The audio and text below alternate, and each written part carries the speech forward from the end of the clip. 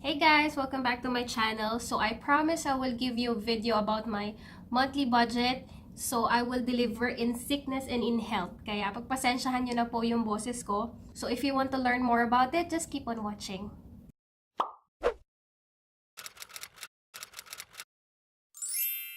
If this is your first Financial Friday video, I'll link my first video which is goal setting so that you can check it out as well. So let's get started.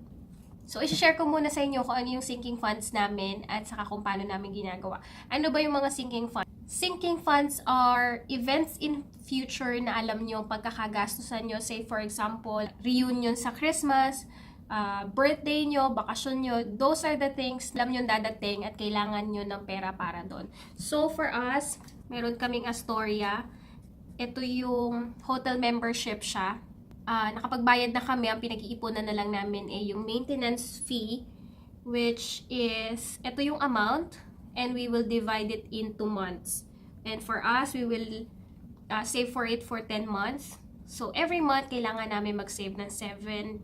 And then, next is for school fees, which is 1,250 divided by 10 months. It will cost about 2,115. So, yan.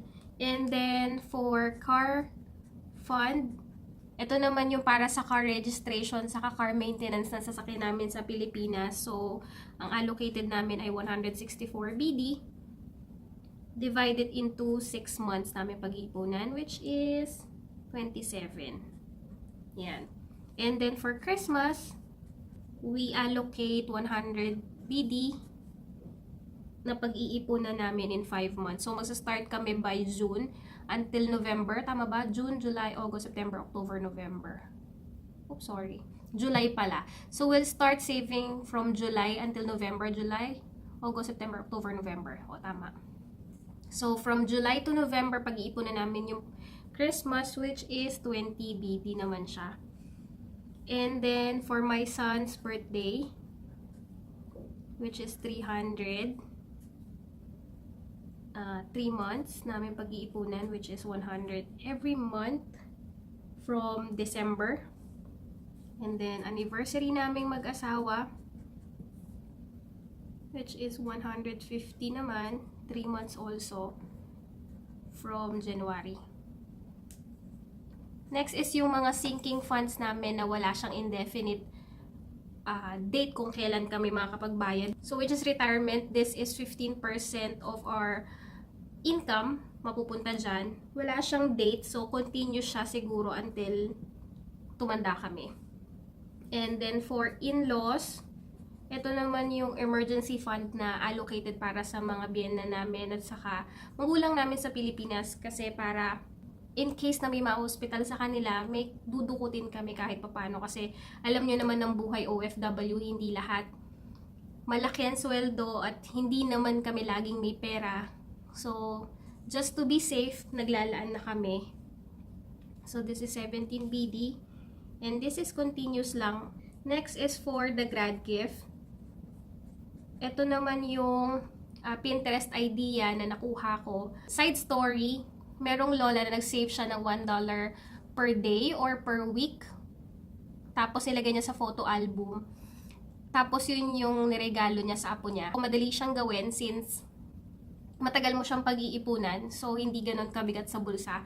So ito ay 12 BD monthly until magsi-graduate ng mga magsisi-graduate. And then next is for our date fund. Sinking fund pa rin to, kaso wala siyang indefinite siya. So I think this will be for infinity. Hanggang na kaya namin mag-ipon para sa date namin.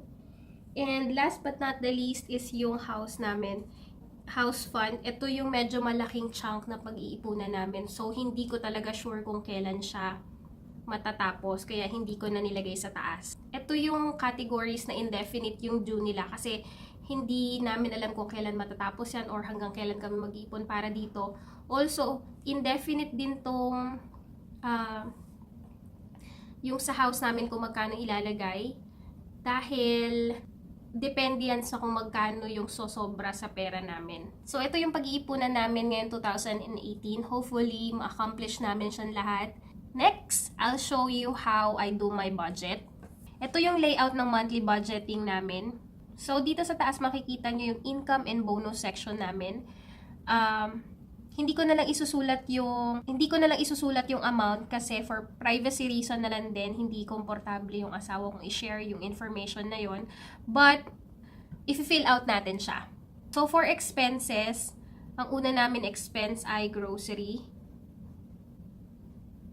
So, dito sa grocery, dyan papasok yung pamalengke namin, pambili ng sabong panlaba, pambili ng tubig, lahat ng expenses naming mag-asawa. So, kung ano man ang matira sa grocery budget namin for the next salary period, maki-carry over na siya as my savings. So, madadagdag na siya sa pera ko. And then, next is for Chris, yung allowance niya, pocket money niya pang gas, pang tollgate, pang car wash. Pero yung mga bagay na yon reimbursable siya sa company every end of the month. So, nare-replenish naman yung allowance niya. But then, in the next salary period, bibigyan ko pa rin siya ng allowance. And then next is for my son, Rion. Yan yung reason kung bakit hindi siya kasama sa grocery.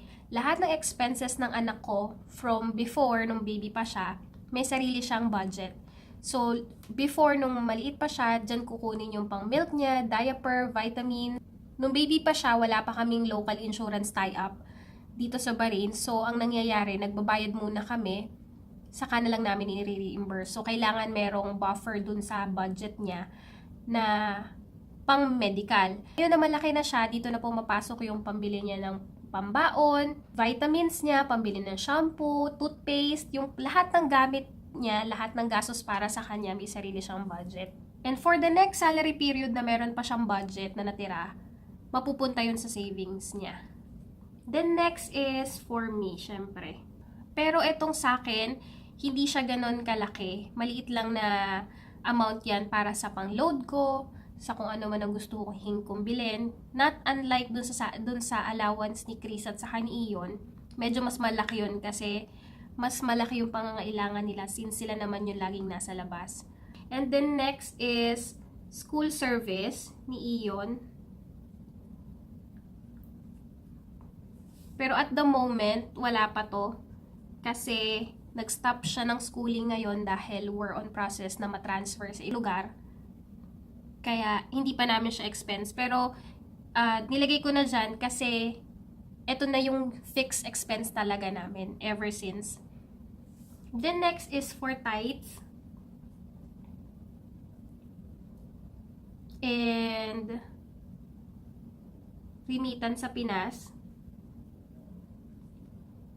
And last is for our credit card, if any. We use credit card for online purchases only and mostly personal use yan. So, kung bibili si Chris ng gamit niya online, siya ang magbabayad ng credit card na yon. Kung ako naman ang bibili, gamit yung credit card niya, ako naman ang magbabayad nun. But we make sure na bago kami gumamit ng credit card, meron talaga kaming cash allocated para dun sa gastos na yun, kung ano man yung bibilhin namin. So, yan yung expenses namin. As you can see, wala kayong makikita na car, house rent, water, and electricity. We're so blessed kasi yung malaking chunk na dapat expense namin ay company provided. So, yung yung bahay at expenses ng bahay, sasakyan at expenses nun, pati insurance namin, provided siya ng company. So, we're so thankful for that kasi kung hindi, mas mahirap sigurong i-budget. And then now for our sinking funds. So, ito lang yung mga nakaschedule for January na dapat namin pag-ipunan. First is birthday ni Ion, which will happen on February. And then next is for our anniversary sa March. And vacation namin, yung date fund, in-laws, grad gift, retirement, at saka yung house. So, yan yung nakaschedule for January na pag-iipunan namin. So, yan. As you can see here, may dalawang tables. One for saved, saka yung total amount. So, kunyari, naglagay ako dito ng 100. So, ngayon, meron na akong naipon na 200 at ang dapat kong pag-ipunan ay 300. So, yan. Para madali ko makita kung malapit na ba akong makatapos dun sa pinag-iipunan ko or hindi.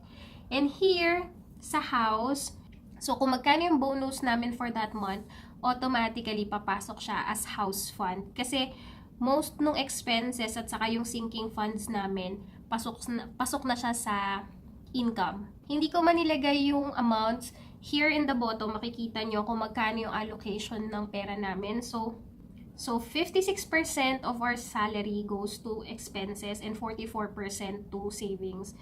Depende pa yun kung may bonus o wala. So, para sa akin, okay na tong gantong ratio. Kasi, ang importante sa akin, ang pinaka-importante sa akin ay yung lahat lang ng expenses namin ay pumasok dun sa basic salary ng asawa ko.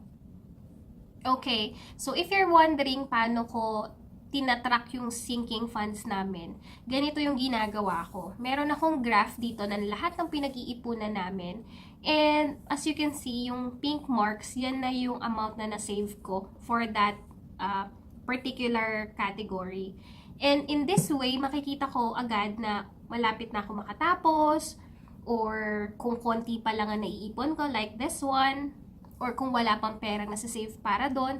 In this way, napakadaling makita. I am a very visual person, kaya kailangan lahat ng gagawin ko visually appealing para sa mata ko. Kasi kung hindi, makakalimutan ko siya.